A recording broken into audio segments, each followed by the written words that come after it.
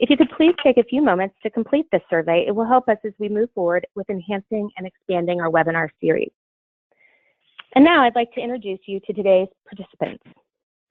Representing Dayton, Ohio, we welcome Lieutenant Colonel Mark Exton of the Dayton Police Department. On August 17, 2015, Lieutenant Colonel Exton was appointed and assumed the position of Deputy Director and Assistant Chief of Police for the Dayton Police Department. He currently manages the day-to-day operations of the department. Dr. Richard Stock is the Director of the Business Research Group at the University of Dayton. Dr.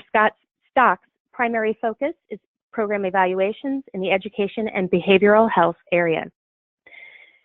Shannon Isom is the CEO of the YWCA Dayton, where she is responsible for the executive and administrative leadership of the organization, which strives to eliminate racism and empower women. From Indianapolis, Indiana, we welcome Lori White, who has served as the Executive Director of the Citizens Police Complaint Office. Since September 2014, Lori has overseen an overhaul of how complaints and allegations against police officers are tracked with the use of an Internal Affairs Pro, so complaint trends can be identified and behavioral issues can be identified in a timely manner. She also serves as project lead for the city's participation on the White House Police Data Initiative to use technology to bring more transparency to police and oversight operations. And with that, I will turn things over to our friends from Dayton who will present to you first.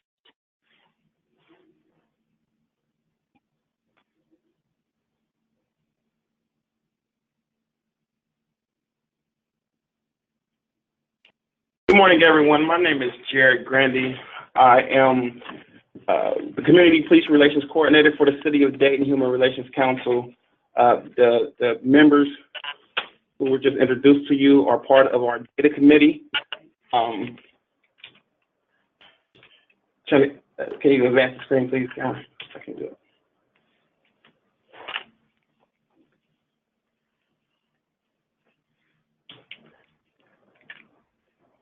Cameron, could you please advance the screen? Not working.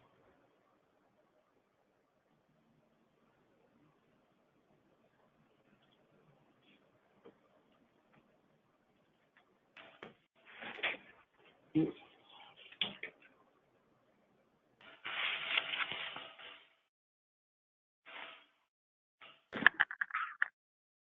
think you went too far. Yeah. You need to be at the second slide, please. Okay. There you go. There we go. Thank you. The Community Police Council is just a group of elected officials, the command staff from the police department, and local residents. We're here to ensure mutual accountability and make sure that everybody's involved in the public safety process. In accordance with the President's Task Force on 21st Century Policing, we formed a data subcommittee. We're here to review what the data says about the patterns and behaviors of the Dayton Police Department. So back in December, we began talks with the Professional Standards Bureau. The Professional Standards Bureau is our internal affairs department, and they gave us it was kind of a data dump from the IA Pro system, which is the software they use to collect all of their data, whether it be administrative incidents, whether it be citizen complaints. And what we decided was we only needed the data from interactions between citizens and police officers. Next slide, please. So this is where the researcher sort of thinks, well, okay, this is a straightforward, this is Richard Stock, and I'm the researcher for Dayton. This is where the researcher thinks, oh, well, this is a pretty straightforward process. The police just need to give me the data dictionary for the file, and I'll create some tables, and that's it. But of course, that is a huge mistake because this database, like many police databases, was created for a different set of purposes. And in the case of the IA Pro, it's primarily for administrative personnel functions and involved in, management procedures.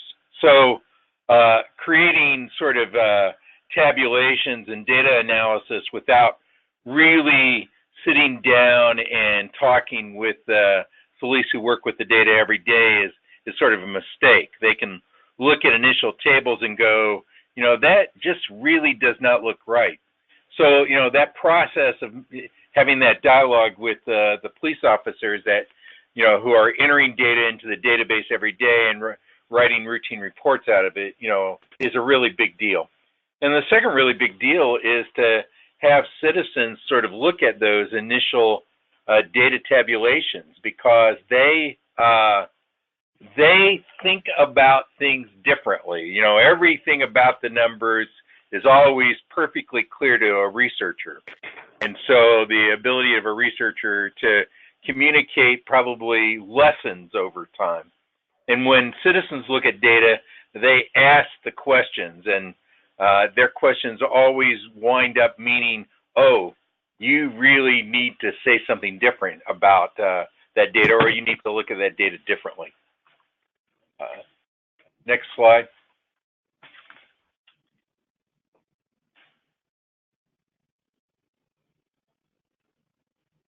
It winds up being that there are a lot of issues with these data sharing. You have to really understand how this data gets generated, right? Because there's more than one person that can enter the data, and that makes a difference. And the database winds up the way in which things operate differently. The other aspect is that this data had different intentions, right? That was never the case that it was going to be telling a particular story, and now it is designed to sort of tell that particular story. So you really have to look at Apple. Sometimes the data from a particular year got entered a different way. And the process is complicated, and trying to communicate that process to the community winds up being a real issue sometimes. And the other thing that happens is the police are extremely careful, because it's a human resource process is going on. Personnel decisions get made, and so the rules are very rigid, and conveying the careful nature of that process is important. It's very easy to wind up distorting the data in the presentation process. The example for us was when we started talking about the use of force, and if we run a table on it, then the table says, all right, well, use of force, the police were exonerated 99% of the time. Well, if you put that out to the community without explanation, they're simply going to laugh at the data in their minds. And so you have to talk about the fact that the police always report any use of force, right? And so the context of where do those use of force reports come from winds up being really important. We have, just as one example on, the data could wind up skewing people's perception of the police. There's an incident type in the IA Pro called vehicle pursuit. And we only had 33 incidents over the course of 3 years in vehicle pursuit. If you look at that right now, out of those 33 vehicle pursuits, only one involved a Caucasian, and 32 of the 33 involved African Americans. And so the question about, well, what does that mean, right? And is that going to wind up skewing perceptions of the Dayton Police Department becomes a really big deal. In our minds, one of the things that I think the citizens and I realized in looking at this database was how seriously the police take that process of investigating things that like the use of force, and the details involved in the process they go through to investigate each claim wind up being really important. I see we've moved on to the next slide, so maybe I should stop talking at this point and let someone else proceed with the next one.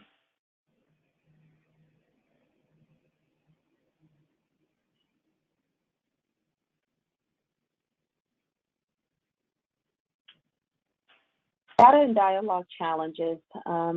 This is Shannon Isom from the YWCA Dayton. Really, as a community person and an executive director within this space, which I think is important for our data committee and the way that we were looking at information within our community, as well as how we were looking at the perceptions of the police. I think there's a couple other things that are really important based on what Dr. Stock has said. The data may tell a story that the community does not necessarily agree with. I want to pause there for a moment, because being put on the data committee, there's a couple of things that I want us to keep in mind, and for any cities and communities that are looking to do this to also keep in mind. The first thing is, are you looking at data based on what you want to see? That has to be asked, and I think you should, any community and or organized community people should be in that space for a moment just to tease out if there's any biases already there. What we do know about data is that it can be leaned and skewed based on your own lens. So we want to make sure that we're walking into the space of data with clean hands. Certainly you have a hypothesis. Certainly you may be sitting at the table based on perceptions, some feelings, or maybe what you know to be true. But what you also have to do as you move through the space is to see if the data is proving it. And in order to do that, we have to first address if we have already that we're going to use the data to prove what our perceptions or our biases may be. And then secondly, that if the data is being approached from a clean space, then we're going to say, how is this quantitative information going to really be utilized for our community? Meaning that whatever comes out of this data, will we be okay in presenting it to the community, whether it is pro or con? And I think that's important to determine prior versus latter, because again, when it comes to either perception or what we know to be true, we want to make sure that we are presenting the data to community in its most clean and purest form. Finally, the second bullet point is the data suggests that vast majority of law enforcement interaction with citizens are successful, but the legitimacy of the interaction itself is not questioned by the data. And I think, again, that goes to what I just mentioned. Part of what we found with our own data is that we really do have some good practices that are being employed and implored by the police. That does not mean that community perception of what the police and or communities are moving through is not truth, but there is a balance there. And we have to make sure that from a committee or a community that we are really moving towards and striving towards the best of ourselves, and which may be then to present both. And then what are your action items coming out of that? Next slide.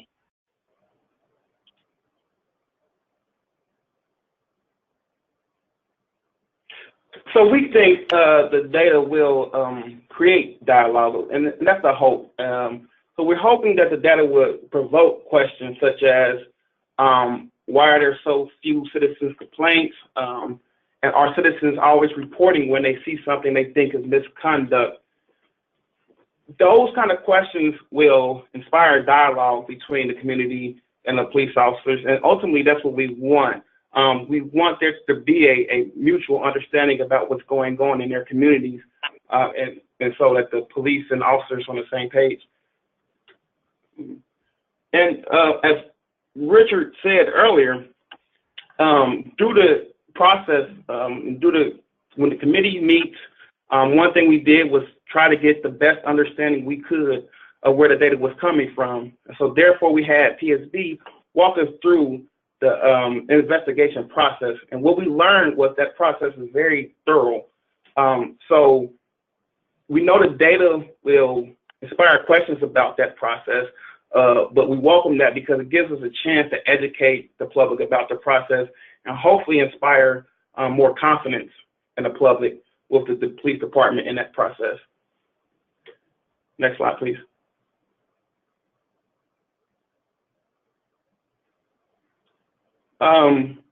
This goes to what Shannon was speaking on. Shannon, could you elaborate a little bit more on, you know, how we may see these disparities are as statistically insignificant, but the community may not take the same approach that we may? Absolutely. I think one of the things that we did learn as we moved through this process is that there are a lot of other factors in the perception of community and policing. Again, not only maybe from their own or anyone's own community citizens, personal interactions, but maybe family members' interactions, what is being highlighted and or informed through other social media and or news outlets. But secondarily, which I think is a huge and important factor, is that there's also a national perception of the police. And I think that while we're in a period of time, at least for today, and have been probably for the last decade plus, and probably will continue to be, as long as there's these specific cohorts that feel that they are being policed, and that there is advocacy as well as news media outlets that are highlighting those heavy or onerous police efforts, then that perception and that then truth could also be the truth within your community, even if the data does not bear it so. So I think that what we learned is that what is, again, our hypothesis, what are we going in here, what are we going in to learn, and if the data, the quantitative data does not prove that, that we still have qualitative data to say that these disparities need to be addressed because public perception is and are people's truth. So saying that, we're trying, and we're at the stage now, which is a good stage, is what is our dialogue on this? Where do we want to move from a policy perspective, a public perspective? How do we want to move in educating the community? And that conversation involves the local police. Likewise, it involves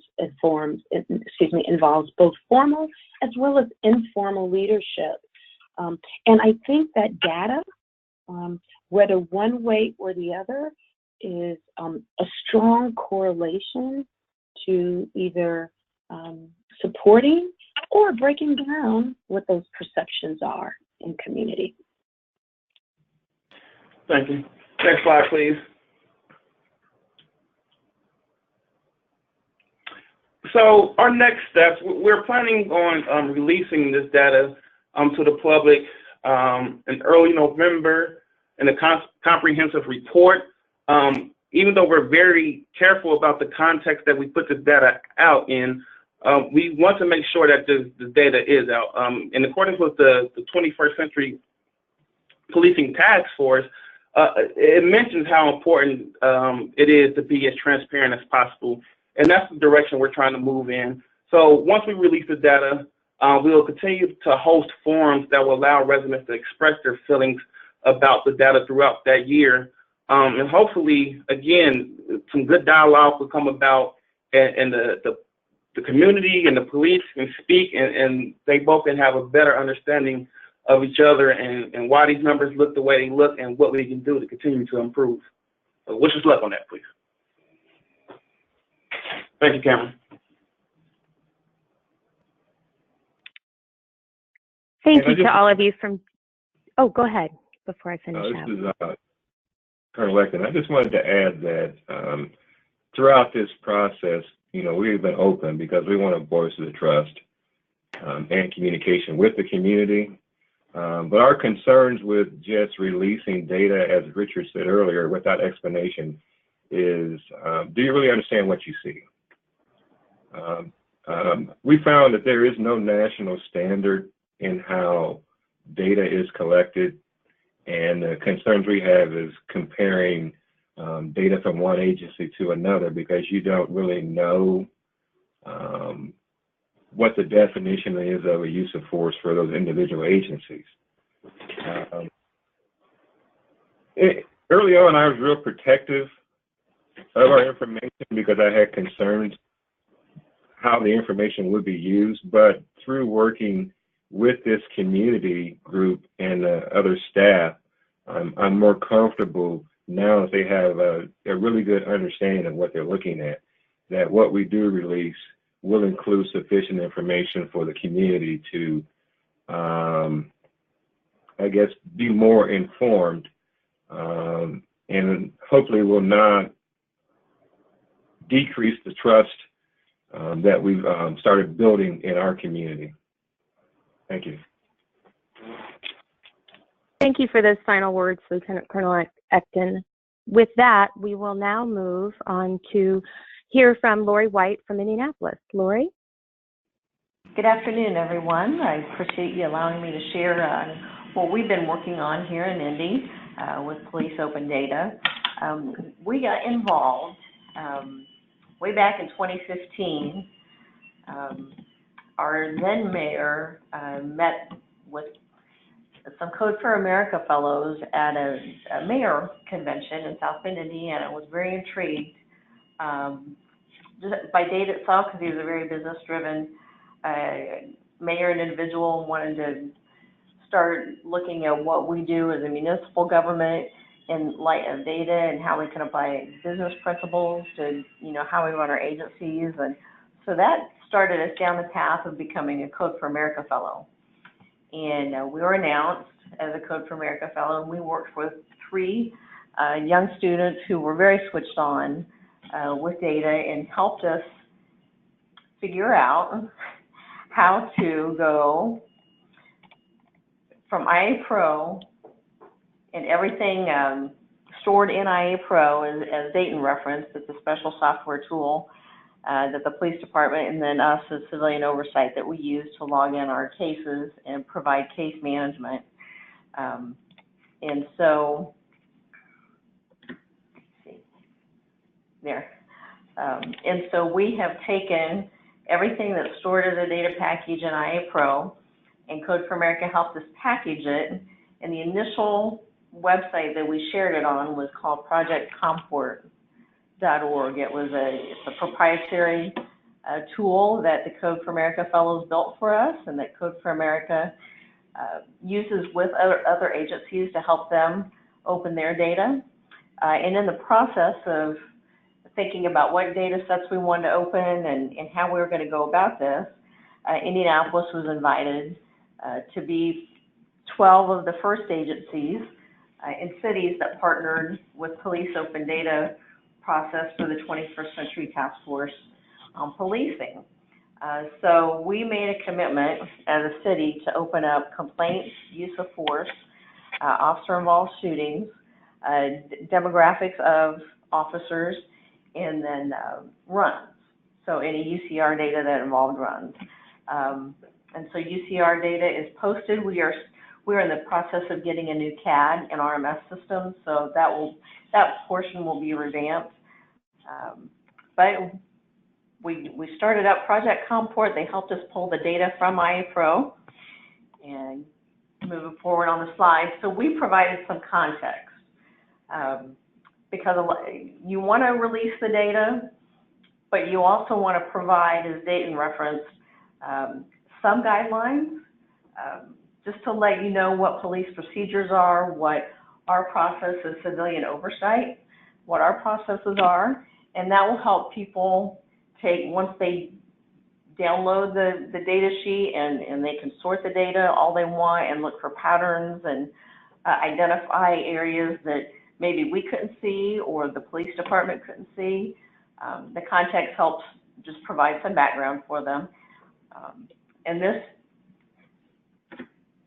let me go to the next slide here. It breaks everything down. On the front page, you can see the complaints by district or branch. And it breaks down the population, gives you census demographics like that. Here's our demographics of complainants and the officers. Because we know that's a question that's asked quite a bit.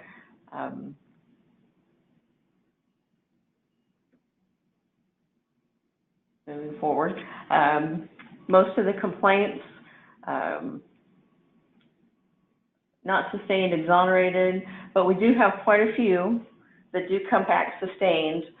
So we are very confident in our process, and this data has shown that, you know, we're making sure the investigations are done properly, that the process is working, that when the department may try and find somebody exonerated or not sustained, our board is saying, no, we disagree and here's why, and the investigation bears it out, and the police department has worked with the board to say, we agree with the evidence you provide and we will change that. So we're able to, while we can't recommend discipline here in Indy, by changing a finding, we're still able to affect discipline somewhat, and the public can see how we can do this with the data. I'm moving forward to the next slide here, hopefully. There we go. Here's some of our allegations. Sometimes when we can't see data in front of us, we can tell ourselves a story in our head, and we can say, you know, the police use force against everybody. And this data shows us that it's actually the regular citizen interaction, at least here in Indy, that gets the most attention of this police-citizen interaction. So use of force is, you know, fourth on our list of this information identifying.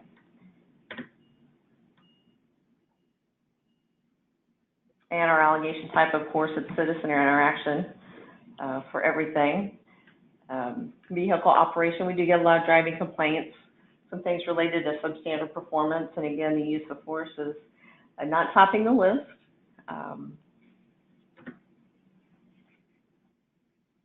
And here's our demographics.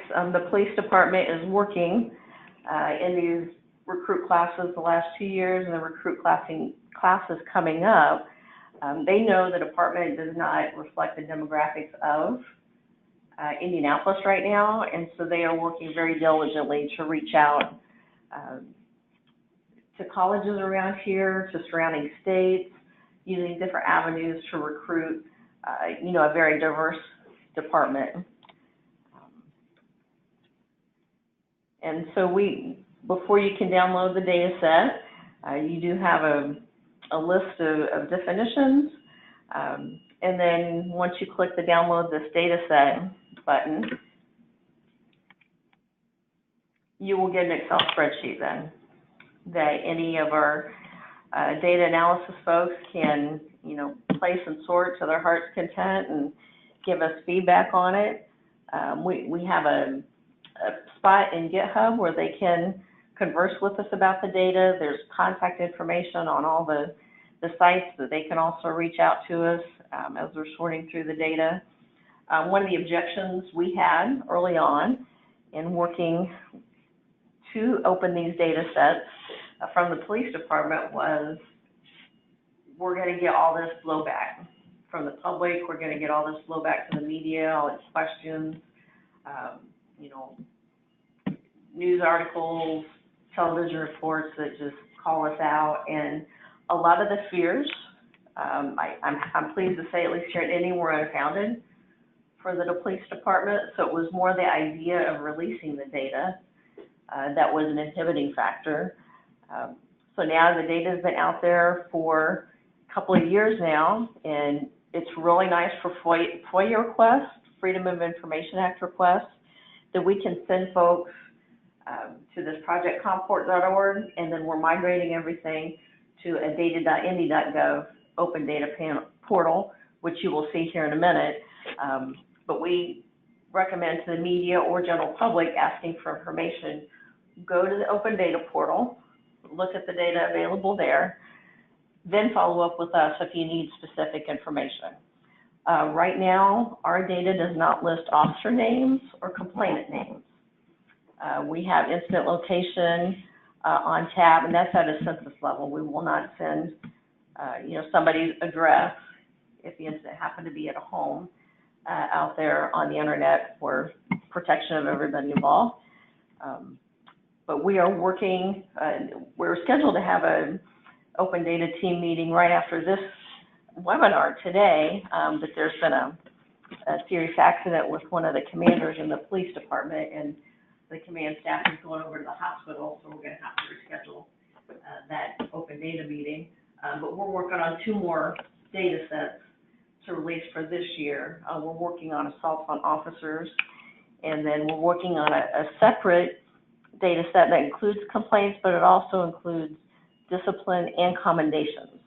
And that's municipally ordinance driven by us here in Indy. It's in the police department's ordinance, and so we are helping to identify, again, the fields that we'll need to query in IA-Pro, fields in previous databases that hold historical information. We're meeting regularly to go through that process and identify everything we need to do to get those data sets out later this year. I will scroll through to the next slide here. We have, I can go back.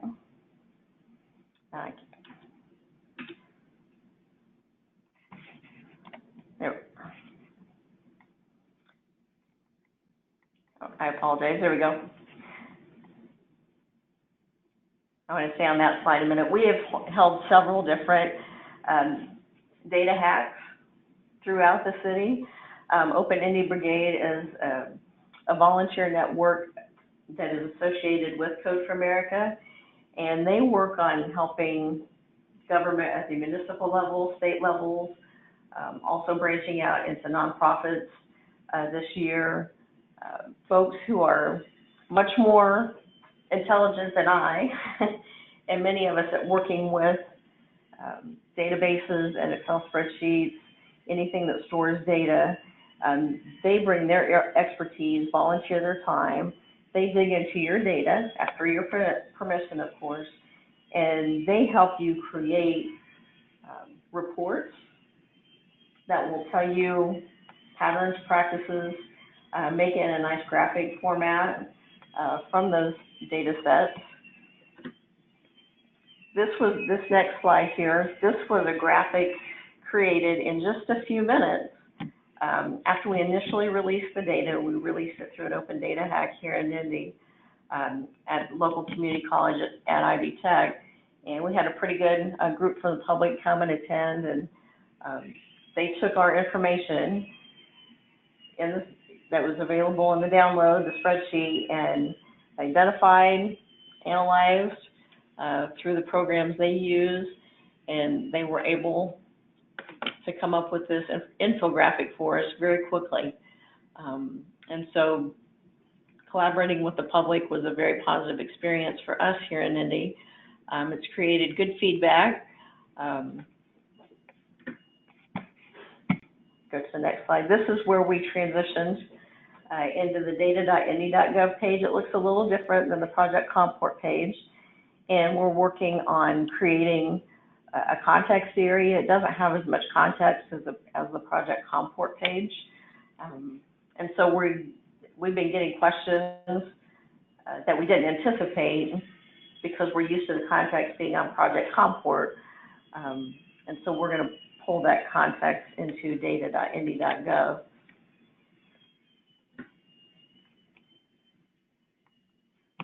Here's some close-ups of the complaint page on the Open Indy page. But all the data gets pulled each night. We can preview it before it goes out to make sure everything's clean, that there's nothing that has been truncated or corrupted.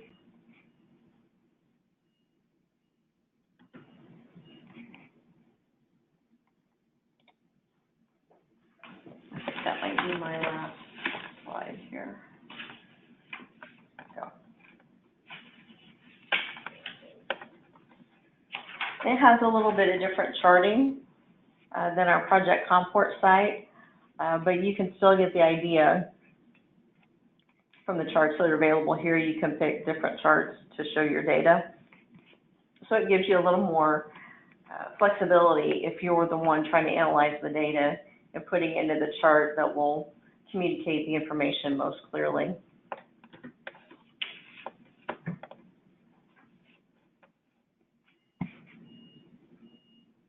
And the last slide here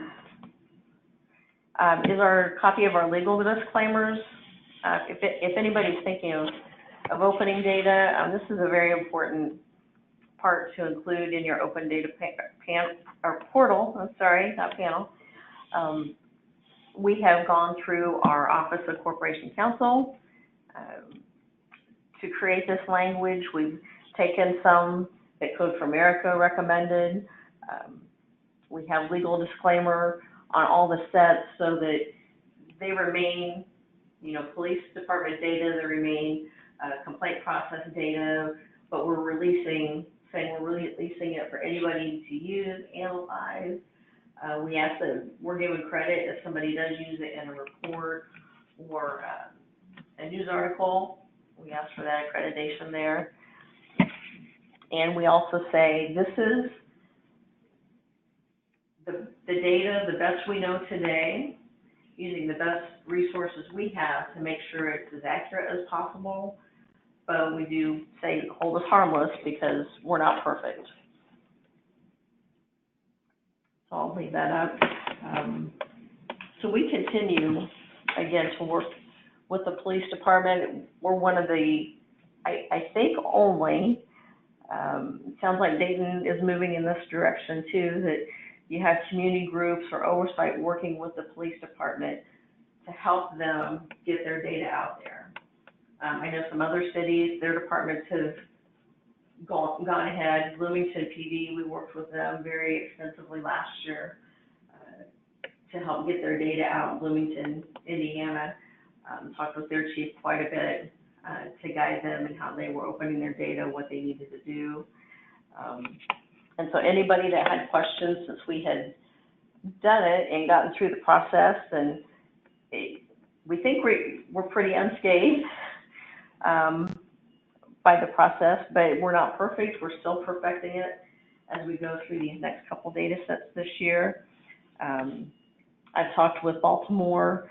I've talked with Spokane, where we're holding our NACOLE conference later this year in September.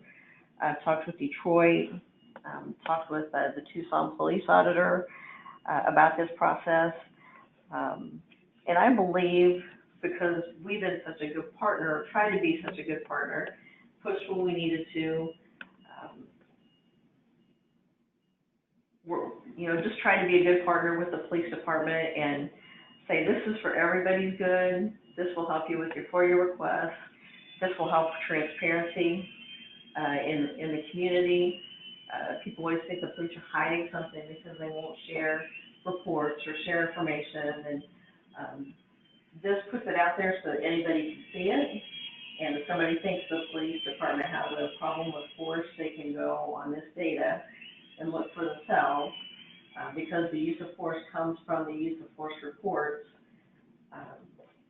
that the police officers have to file after they have used an unreasonable level of force against a citizen. So that's separate from complaint data. That use of force is solely from the department. The officer of all shootings information, that's from the department. Obviously the run records, that's from the department. Demographics, those were collated from census and census and police data. So that's as accurate as we can make it. And we're just continuing to work with them. I know one thing they've got coming up this year that I believe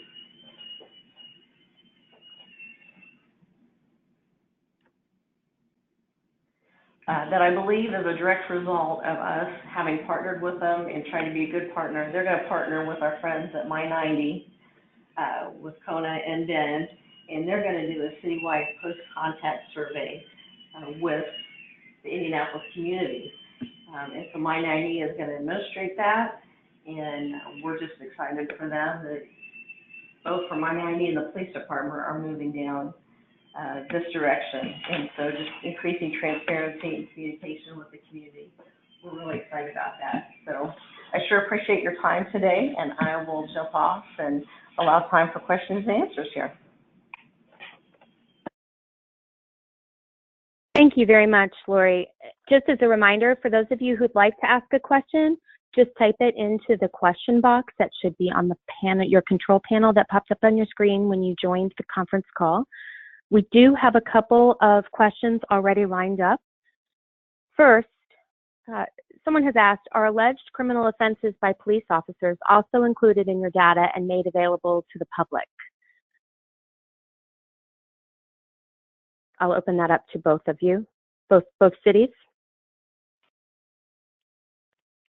Cameron, can you repeat that? I have a drill going there, construction by the building today, and I couldn't hear all of it. I'm sorry. Are alleged criminal offenses by police officers also included in your data and made available to the public?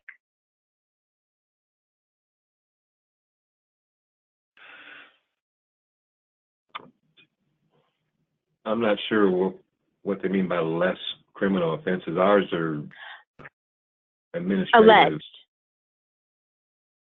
Alleged criminal by the officers? Offenses by the officers. Are they included in the data? Any complaint that we receive, we investigate. We don't say it's too minor to investigate. Any complaint that comes through, we investigate and bring it to a proper conclusion.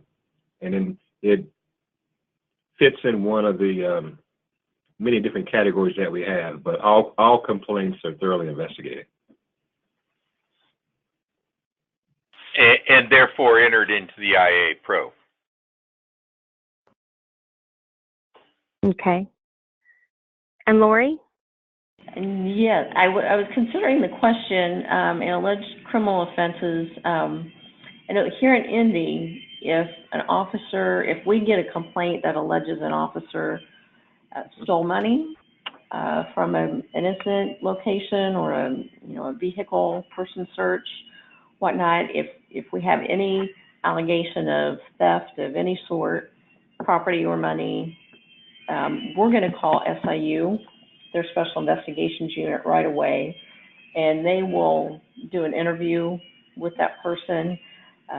So they will screen for any criminal intent. And then once SIU gets it, if there is something criminal found, that moves through the process with the prosecutor's office. And then our complaint investigation will not be completed until that criminal portion is completed.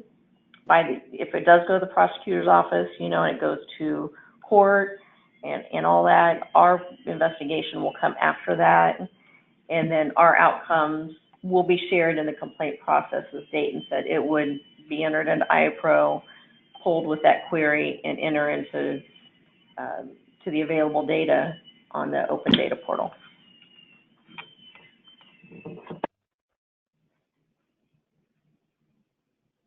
Thank you. The next question is regarding the data and dialogue. What is the anticipated outcome from the hosted forum? This is Jared Grandy from the city of Dayton. Well, the first goal is to, again, just get a clearer understanding about the community's perception and what they think is going on, or what they feel is going on, is a better word. Does that align with the data? But we also want to use that data to kind of inform policy, so we can continue to go back and use our community police council, our policy committee, the data committee to talk about, is there something that we could work on changing to improve community perception and improve community police relations. So everything we do goes back to improving community police relations, so they have a better working and trusting relationship. May I add to that from a community perspective, I think it's really important for the community not to feel like things are happening and then they're not being reported out. So we have to make sure that we're not adding to perception of covertness and or I guess for lack of a better word, being as transparent as possible. So we believe, and we've debated back and forth about this, that making sure that we're staying engaged with the community regarding our activities and that what is moving out of those activities is really important. Likewise, again, there are informal leaders in our communities that will take that information back. And so it does give an opportunity for both police, community organizers, as well as the city to look like they're all on the same page and working towards being self-reflective, transparency again, and looking at opportunities to engage with communities regarding next steps.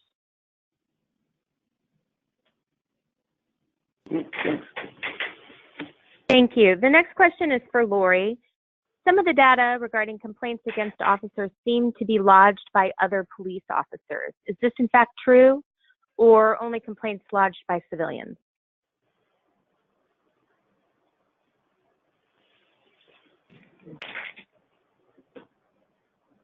Most of our complaints, actually all of our complaints, are lodged by civilians. So I'm not sure in the data, maybe there's something in the data that would communicate to people that it's filed by officers. Can you elaborate, whoever asked that, please?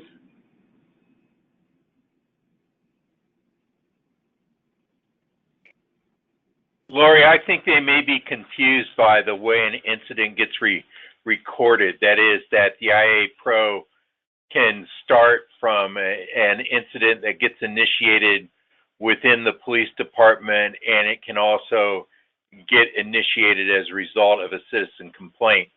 So that there are things in IA Pro that are initiated by the police department directly, and that would make it look from, so it's the word complaint, I think, that may be the issue. Right, and we distinguish when we do our query. So the query for our complaints only polls citizen-initiated complaints, and then anything that's administratively started by the department, that does not appear in our complaint data.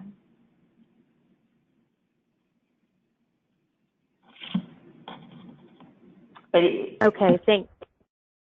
I was going to say, with the new data set we're working on, complaints, discipline, and commendations, the complaints would encompass every complaint, whether it's citizen filed or internally started by the department.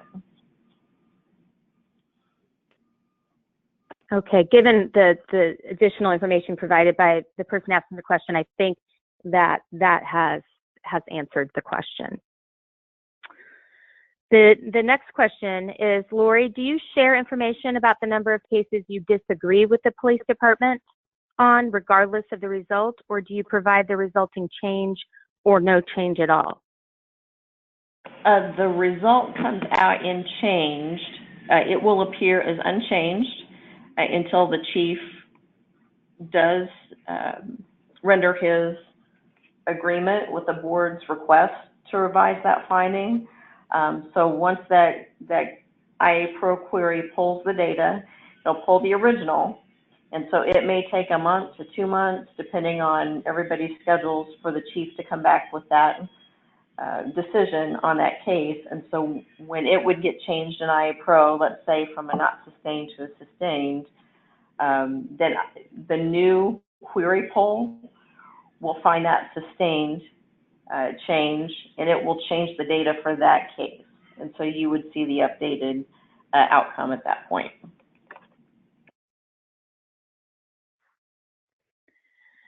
Next, we have an open question.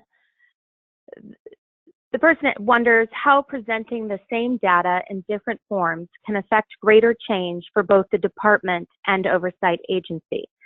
For example, presenting sustained complaints or the department's acceptance of recommendations as a number instead of a percentage, or vice versa.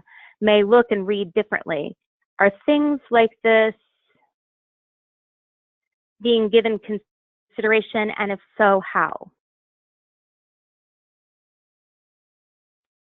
Well, they're definitely being given consideration in Dayton. One of the fascinating things I find about the Indianapolis open sharing is that they're very comfortable essentially allowing people to roll their own, right, and do the analysis any way they would like to.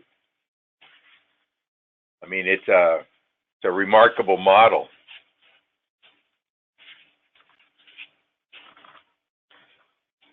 And that's a good question, and we're always open to, questions and advice, and that's a great piece of advice because it can matter. A percentage may not look as impactful as, let's say, a number or vice versa. And so I'm going to make note of that, and that will affect how we present to the chief and then how we present reports to the public. Thank you. And in the data committee meetings, we go back and forth about how we want to present it. Again, we don't want to unnecessarily skew perception, and something as small as that could skew perception. Like I said, our disparities are relatively small, but if we presented them as a percentage, then it would look a lot bigger than it actually is. So we do have a lot of back and forth conversation about those kind of things. Particularly with for a medium-sized department, the number of cases in any particular year within a particular incident category may not be that great. And so doing percentages on a relatively small number of incidents within a category, that can those percentages could vary dramatically in a way that if you realize the sample size, you would not be as concerned.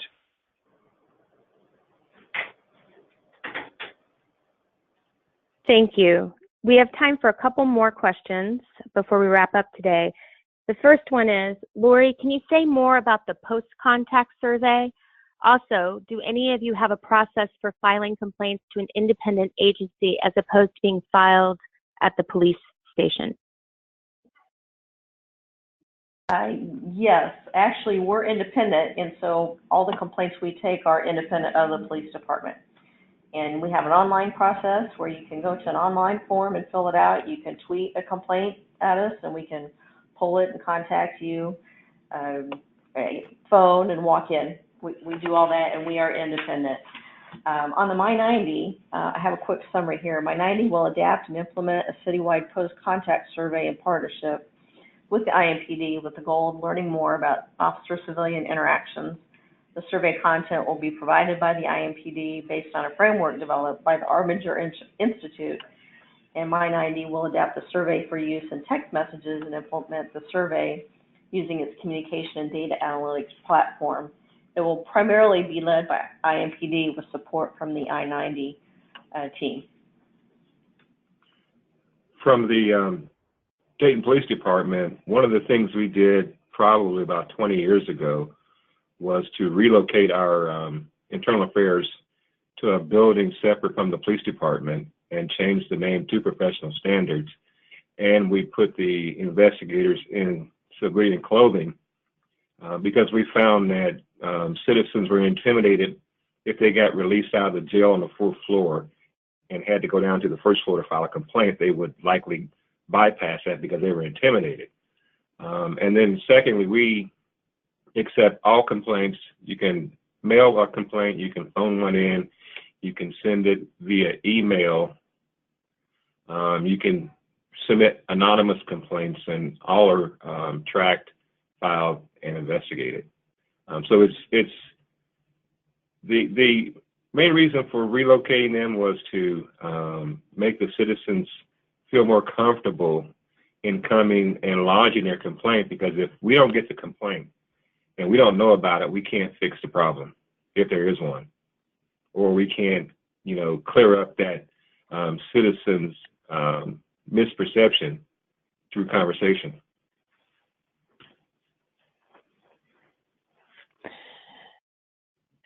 One of our last questions is, how involved does the community remain through the data collection and data analysis process? And when she says involved, she means, do members of the community assist with either collection and or analysis?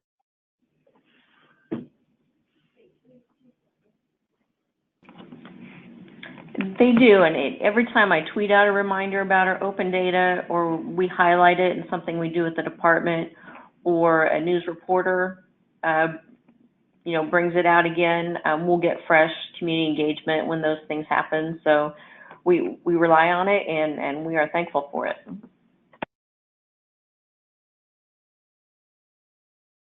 Here in Dayton, our community police council and the data subcommittee is made up of community members, as well as police officials. And the whole point of our process is when we put it out to the public, we want them to have as much input as possible. So through our community police council, we keep the community involved at a certain level, but we also want to get as much as the community involved when we put this data out.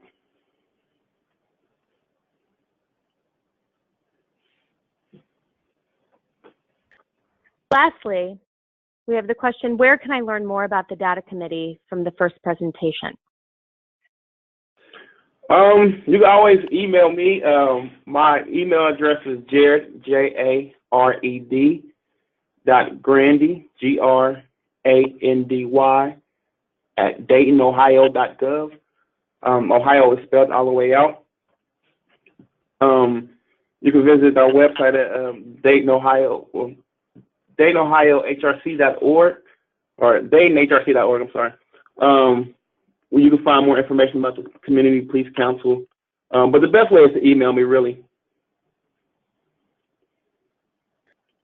Great. Thank you for everyone's questions today. And I do apologize. We have enough questions to keep us going much longer than the original scheduled time. So I would like to remind all of you that the post-event survey that you'll receive today does allow you the opportunity to write in some questions if you would like the speakers to get back with you on some certain topics, and I will forward those along to them. I want to thank today's presenters, and I also want to give a thanks to Katie Crosby, who's the director of the Dayton Human Relations Council, who helped put together this today. And thank you to all of you for attending today's webinar and for taking a moment to complete the online survey that will be sent to you shortly. Our webinar series still has one more event this year. We're excited to announce that this October we will hold our next webinar, which will explore procedural justice. Please watch your inbox for additional information about this upcoming webinar. I also should add at this point that the question did come up while we were doing the presentation if these slides would be available, and there will be a post-event email sent to everyone that includes these slides in PDF format, so those will be available, and the recorded session itself will be available online on our website, www.NACOLE.org, in about 30 days. We once again thank you for joining us today and hope that the information provided will help you to continue your work towards building public trust through police accountability and transparency. Thank you.